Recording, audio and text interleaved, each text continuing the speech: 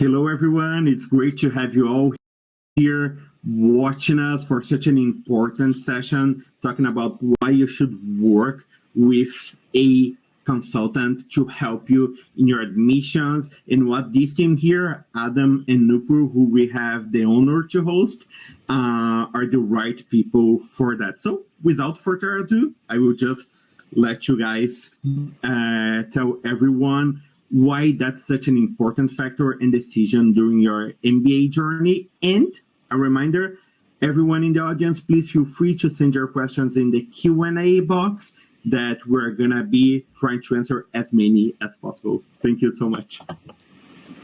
Thank you very much, Fernando. Nupur and I are from the Association of International Graduate Admissions Consultants, and we would like to explain to you why we think you should work with an AGAC consultant. I'm Adam Marcus. I'm the president. I've been an admissions consultant since 2001, established my own business in 2007, write a blog. I'm based in Japan. I work with clients worldwide, though especially in Japan, India, and the rest of Asia. It's my pleasure to introduce Nupur. So Nupur, why don't you tell us a little bit about yourself as well? Absolutely. Thank you so much for that, Adam. Lovely to meet everyone. My name is Nupur Gupta and I'm past president of AGAC. I'm based out of New Delhi, India, and I have been running my firm Crack the MBA since 2012. I run a podcast, Crack the MBA show. Today, Adam and I are very excited to meet all of you and just share why you should work with an AGAC consultant. And to begin, I would love to pass it on to Adam so he can get us started.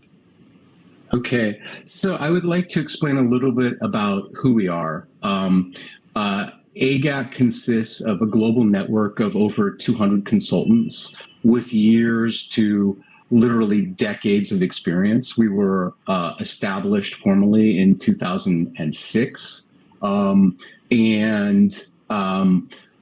I think one of the key things about our organization is we do represent admissions consultants from all over the world, and that we have a very selective process for allowing people to join our organization, making sure that they have a sufficient level of experience and are ethical and will best represent our organization both in terms of how they can work with applicants and also with respect to the fact that we do have a lot of communication with admissions offices, and we want people who admissions offices will also be comfortable with.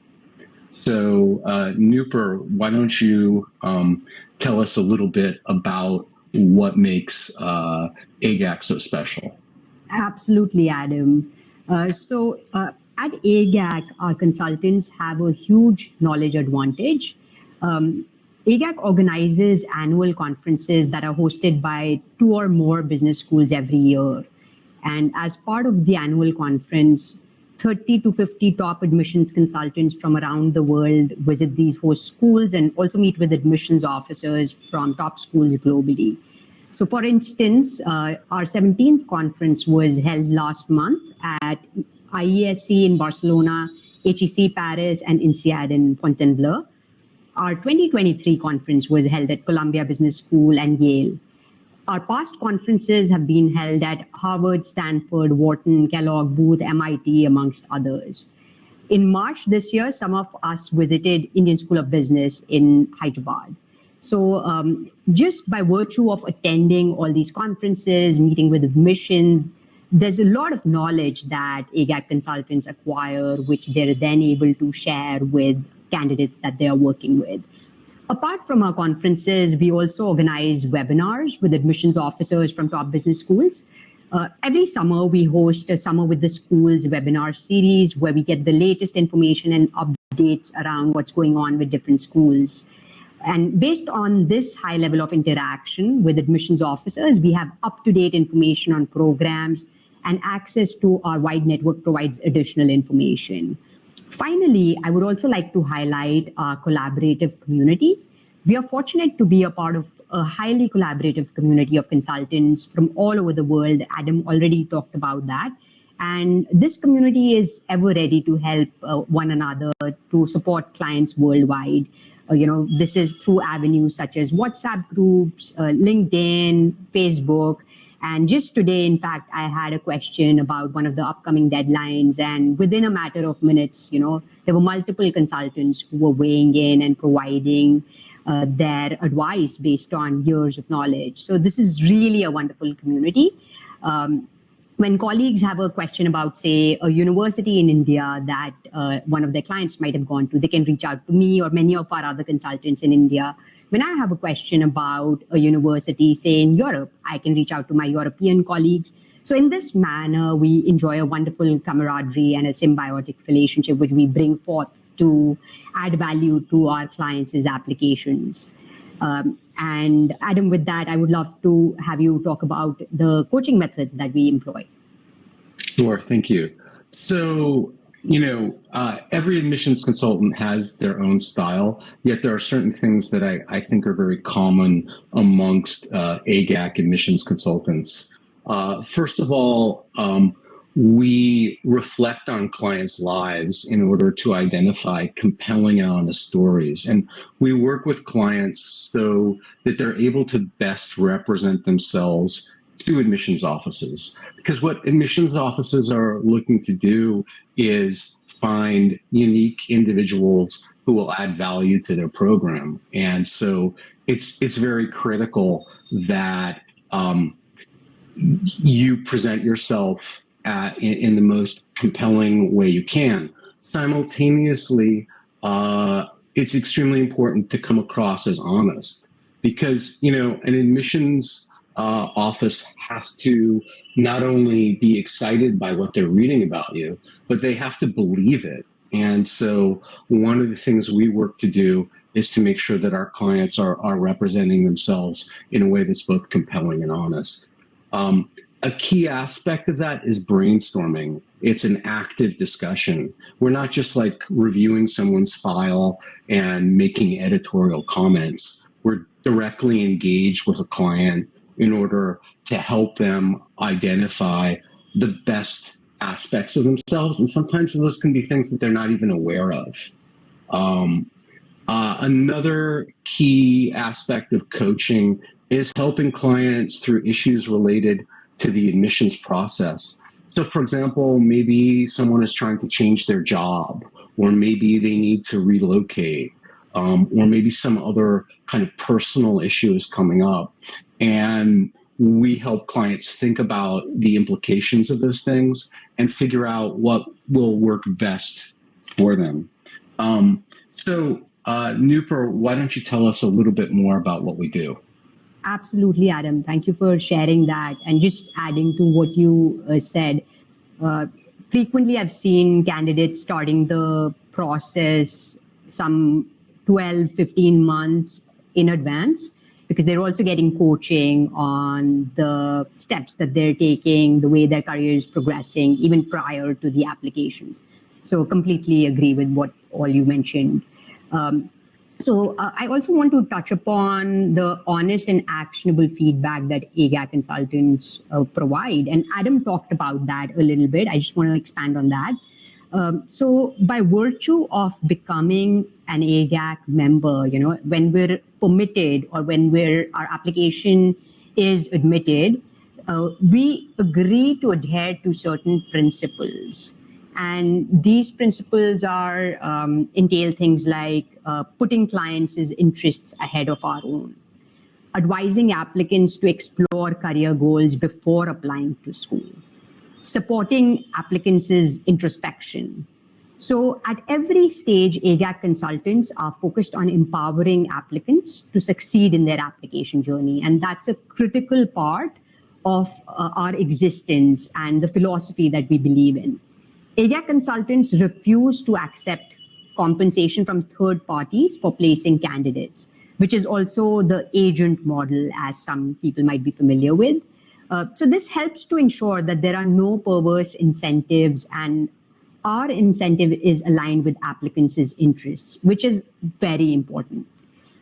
AGAC consultants commit to avoid any relationship that creates a conflict of interest. So our interests are very much aligned with those of clients and applicants. All of these steps help to ensure that AGAC consultants maintain independence of thought and work with the sole objective of helping their clients succeed in their MBA admissions journey. Moreover, all the knowledge that our consultants acquire through the various events and our network allows AGAC consultants to provide valid, accurate, and actionable feedback. This can make a critical difference in taking an application from good to great.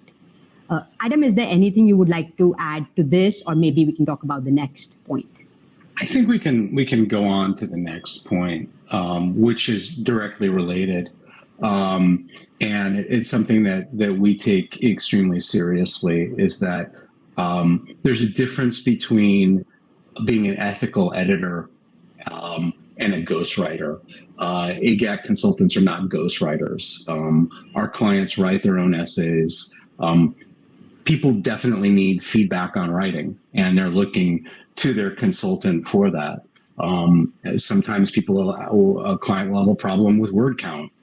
It's quite reasonable to give advice on how to edit something down. It's quite different from totally rewriting something so it's no longer in the applicant's voice.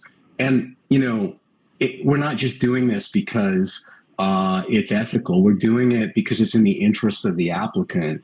Because if an admissions office receives essays that look like they're like perfect, New York Times editorial copy, and the person in question is not like a journalist or a professional writer, this will actually not reflect well on the applicant. And when an interview takes place and, the interview and the essays are not aligned, this is often a basis for rejecting someone. So it's really in your interest to not use a ghostwriter, but to use a consultant who will assist you through the process, who will make sure your resume, your essays, and your application form content are professional, but in your own voice.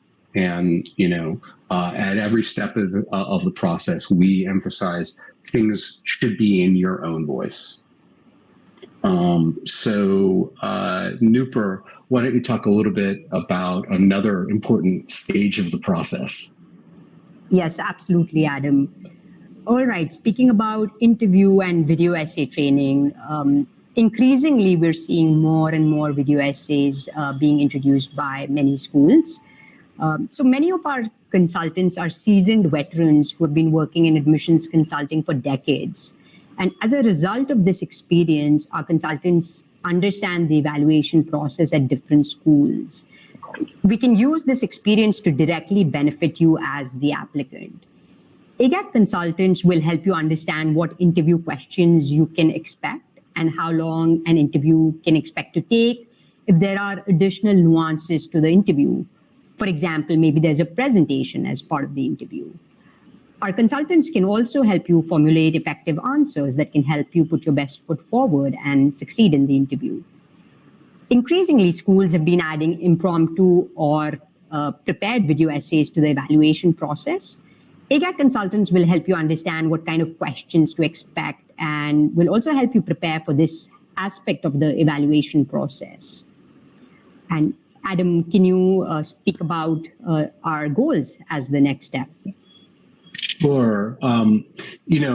Ultimately, our goals for clients are to help our clients succeed, and to succeed both in terms of admissions results and academically and professionally. So with respect to helping someone gain admission, this really relates to everything from school selection through the entire process, because, we want clients to win at this process.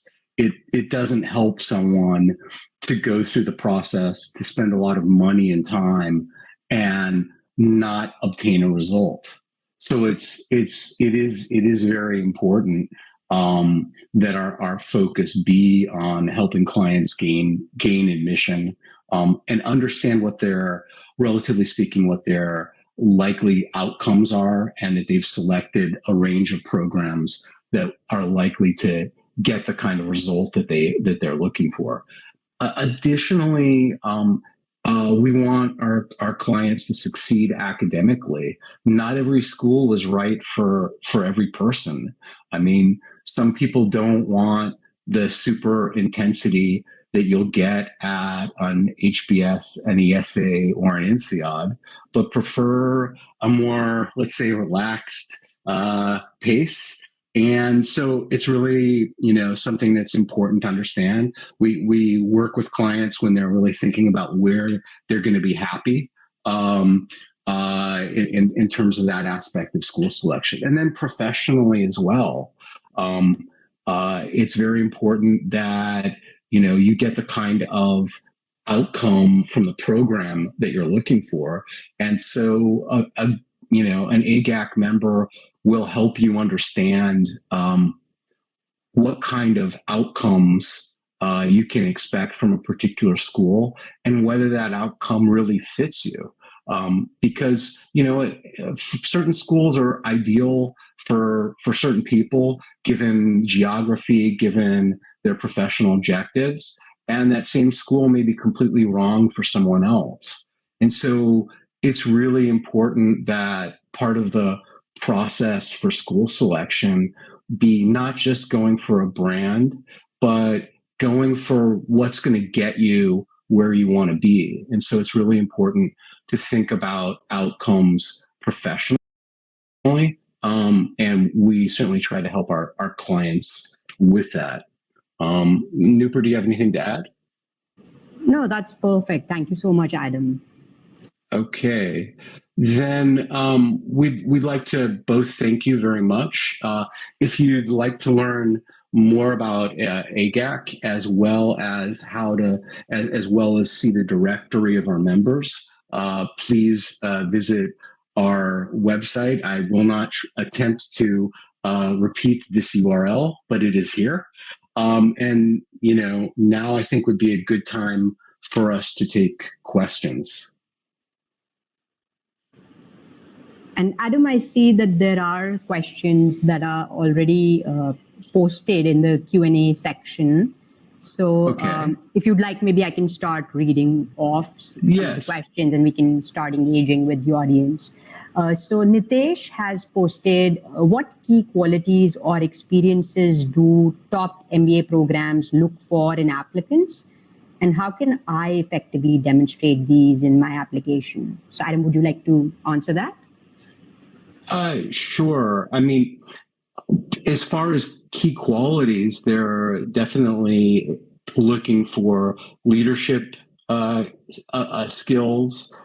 They're looking for academic and analytical ability, community engagement, meaning someone who is worked in some kind of capacity, often at university, could be after university, or could even be extracurricular activities at work, where they're trying to add value to something beyond themselves. And I would say those are our three categories. Going beyond that, what I'm always trying to do with a client, and I think this is true for any AGAC member, is find what's special about someone, what separates them professionally, separates them personally, makes them stand out. Because the more you come across as a person, and not just the two-dimensional image to an admissions office, the more they're likely to want to invite you to an interview. And then you'll have the opportunity to hopefully really sell yourself in that interview.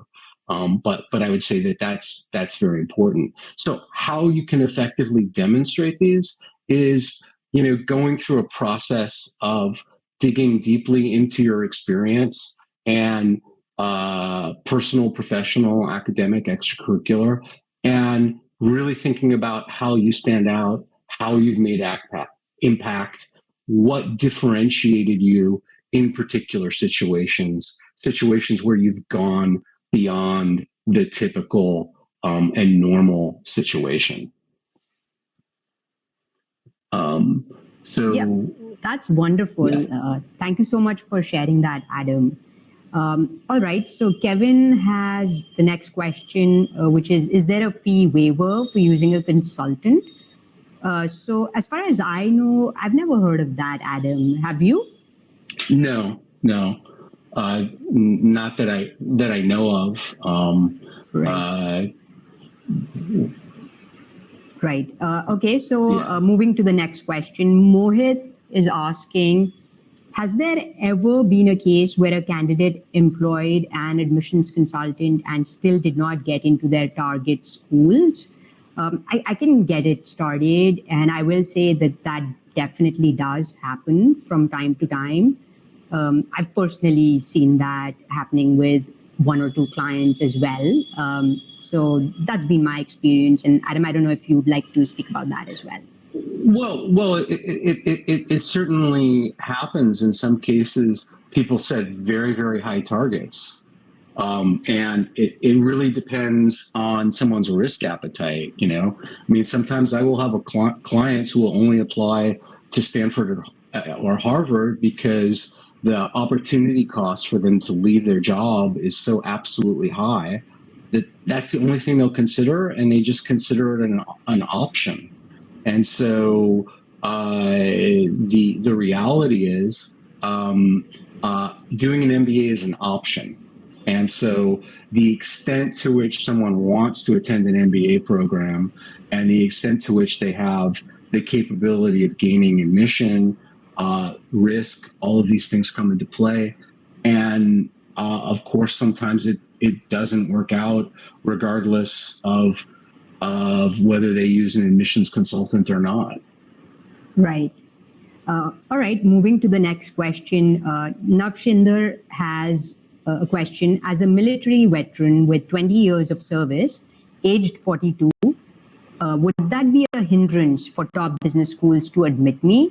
I'm looking for one-year programs, Sloan Fellows, MSX, and the European MBA programs. Well, do you want me to take that, Nupur? Sure, Adam. Okay, sure. I mean, age 42 for Sloan, MSX is totally fine. 42 is a bit high for most MBA programs. I occasionally have seen and had a client admitted to a U.S. or European school for MBA at age 40. But I would say that's quite difficult. Most likely, something like Sloan Fellow or Sloan Fellows or MSX would be a better fit, frankly. Okay, thank you, Adam. Okay, moving to the next question. Ali has a question that what are the typical factors that help applicants land on the schools they target their application towards? And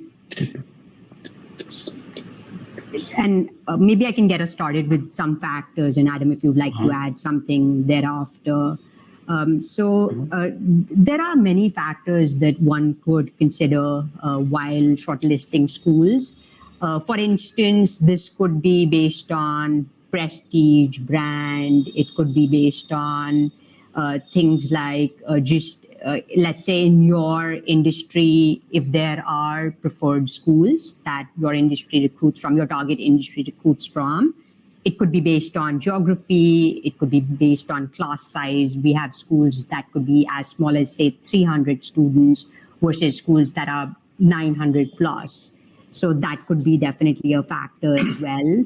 In terms of geography, it could be, like, for example, you want to be in North America, Europe, Asia, or even within, say, the US. It could be that somebody wants to be in the Midwest or the West Coast, Northeast, that sort of thing.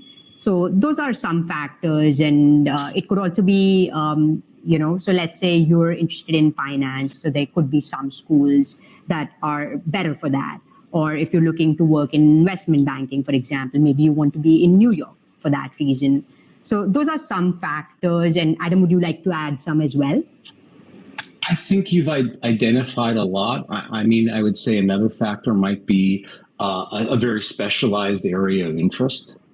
So, in some cases, people have extremely specific areas of business they want to focus on, and that could be another major factor. Yes. So, yeah. That's great. Thanks, Adam. So Kanchi has a question, which I also saw some other folks had that question as well. How to choose a good consultant? And just adding to that, Suchir had a related question, which is what are the factors to consider while finalizing an admissions consultant, which is a broader question. Mm-hmm. I think the first thing is finding someone that you feel comfortable working with. And that's why it's important that there be an initial consultation with the person you're going to be working with, so that you have the opportunity to make sure there is a good fit. And that would be, I'd say, number one. Number two, I would look at the person's experience. I would look at, and in terms of years of experience, I would also factor in their location. Time zone can be a factor, and you do want to account for that. In general, I think it is a good practice to talk to different consultants and find someone who really fits you, because not everybody is right for, not every consultant is right for every applicant. It is a process of you finding someone who you're comfortable with, that you're comfortable with their price point for their services, you're comfortable with the way they're going to be delivering their services to you. You have to just make sure it works for you with respect to that. Nupur, do you have anything to add to that? Right. Thanks, Adam. Yeah, I guess one other thing we can think about is the size of the firm. So there, we know that we're set up differently, whereas we have some solo practitioners like yourself and me. And then we also have larger firms. So candidates can also think about what would suit them best. Different models have their pros and cons, of course. With a larger firm, of course, there could be the benefit that they're producing materials that perhaps one could benefit from. With a smaller firm, you know that you're going to get to work with the person, the face of the firm themselves in all likelihood. So it's also helpful to think about what suits you better. I think that's absolutely right. So the next question. Right. So Shaunak has a question about gaps. How is a gap in your resume looked at? So I can get us started on that, Adam. So with a gap, it also depends on how large the gap is. For example, if it's something which is like 1 month, maybe that's not going to raise eyebrows, but anything which is, say, 2 months or longer, it's probably going to be prudent for you to explain that and explain why is that gap there, what were you up to during that time. Otherwise, admissions committees are going to have to assume the worst. You also don't want it to look like this gap is a result of you being fired when maybe that was not necessarily the case. Or perhaps there was an extenuating circumstance that you were dealing with at home, for example, maybe during COVID, etc. So it would be in your best interest to provide that context in an optional essay versus leaving that unsaid or hoping that admissions doesn't notice, because they definitely will notice things like that. Adam, would you like to add anything? Yeah, absolutely. They will notice. It is the case that sometimes people do lose their jobs, and you need to explain it. I think what's really important is when there is an extended gap, especially say a gap of 3 months or more. that the applicant justify their time. And it can't just be, I've been studying GMAT and making my MBA applications. There should be something else going on. Volunteer work, travel, obviously looking for another job, but there has to be something else going on, especially if it's a situation where you've decided not to work for 6 or more months. It's totally valid for someone to take a break and travel around the world. And if that's what you've done, that's fine. Or if sometimes, for example, I've had clients who have become pregnant and take maternity leave or leave their job, and that itself is a very reasonable and human thing to do. It just requires explanation. And so, I think any AGAC admissions consultant would help a client figure out how to best explain any gap. Right, absolutely, Adam. The next question is from Akashdeep, and the question is, how important are extracurricular activities? So I would say they are very important because they help you showcase aspects of your personality that admissions teams really want to learn about. They can help you showcase your leadership, your teamwork. It also helps to show what kind of member of the community you will be when you show up at the school. So even from a contribution lens, these can be extremely important. So yeah, I would say they're very important. Adam, would you like to add? I would say extracurricular activities are especially important during university. Depending on someone's work situation, that will vary. The one thing I would say is do not start extracurricular activities very suddenly before you apply. Admissions look at that and they know it's fake. So it's best that if you've been involved in an extracurricular activity, and let's say you haven't been doing it for a while and you restart it, it's fine. If there's continuity, I think that always looks better. But especially with young professionals who are rather busy, there may be limits to what they can do outside of work. And when you think about extracurricular activities, don't forget things at the office, which could be a sports club, could be organizing, like, for example, a women's group within a company, could be organizing study sessions, could be some pro bono work that's done at the company level. So there are those opportunities as well. But it is important that an admissions office get a sense that you're someone who gives back and is engaged with other people. Absolutely. Could not agree more, Adam. And our next question is from Renu. Her question is, I've heard that ADCOM almost immediately recognizes if an applicant has used a consultant for his or her applications due to the generality it brings to the applications. For example, in Duke's essay on 25 things, almost 10 points are repeated using consultants. So this is something I'm hearing for the first time. And me too. Right? And specifically for the Duke question, right? Because I would expect that different people would have different points altogether. I don't even know how one could generalize it in a cookie cutter solution so that people use it across different people, because this is so deeply personal. So I just can't imagine generalizing that specific essay even more so. I'm not sure about this. Maybe that happens with some other consultants. Definitely won't happen with AGAC consultants. Adam, what do you have to say?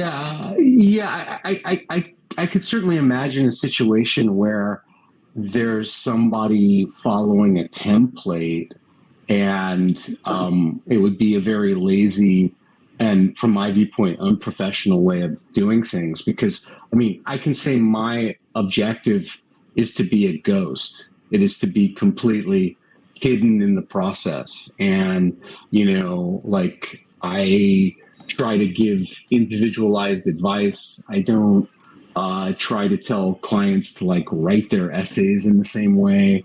And I agree with you, Nupur. I just can't imagine anyone who's any good telling their client to use a particular template for the 25 things essay for Duke. Right. Absolutely, Adam. Okay, so Jyoti has the next question. For someone who comes from a non-corporate background, I'm currently working as a teacher in government sector. Should I do some pre-MBA bridge course before applying to make my profile stronger? Adam, did you want to take that?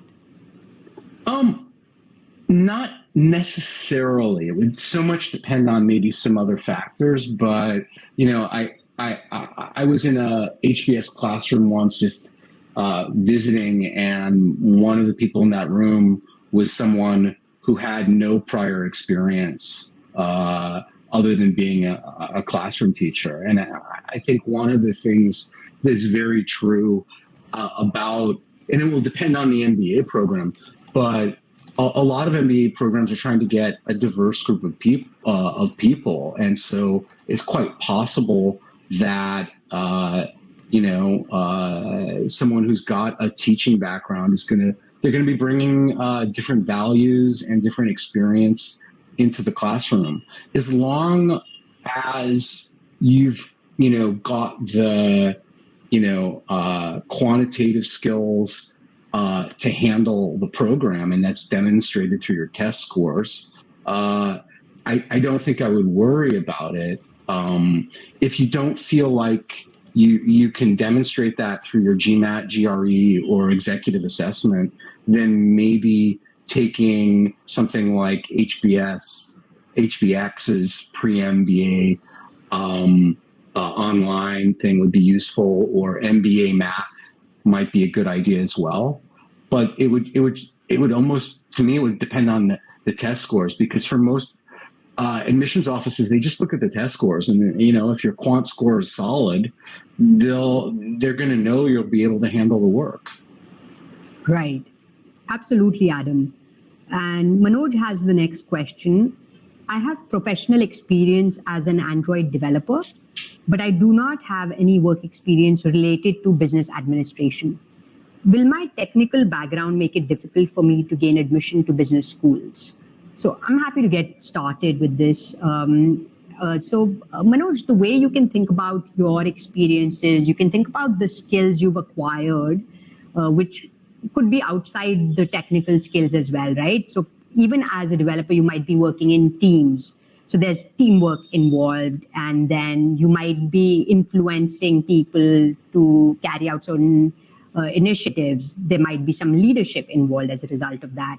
There may be analytical rigor involved in the kind of work you do. So once you start thinking about the skills, you can communicate them through your application.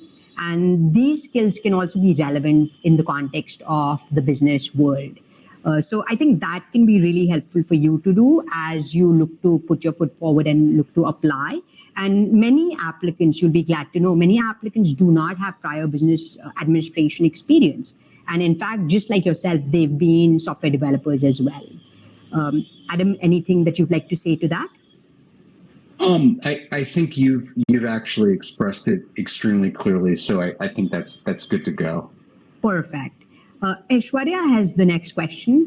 Does 1 year gap due to personal issues affect your profile, even if you have 3 years of experience? Adam, I know you talked about it. Maybe did you just want to close the loop with this one? It depends what you were doing, and it depends what the situation was. As long as you explain it, that will certainly help. But again, it would depend also what you've been doing for those 3 years. So, could it have some kind of impact? Yeah, it could have some kind of impact, but it would really depend on what happened after your gap. Right, absolutely. Yeah. Avya has a question. I've asked her to clarify her question, so I'll move on to the next one. Richmond, can I just say something pretty quick? Sure.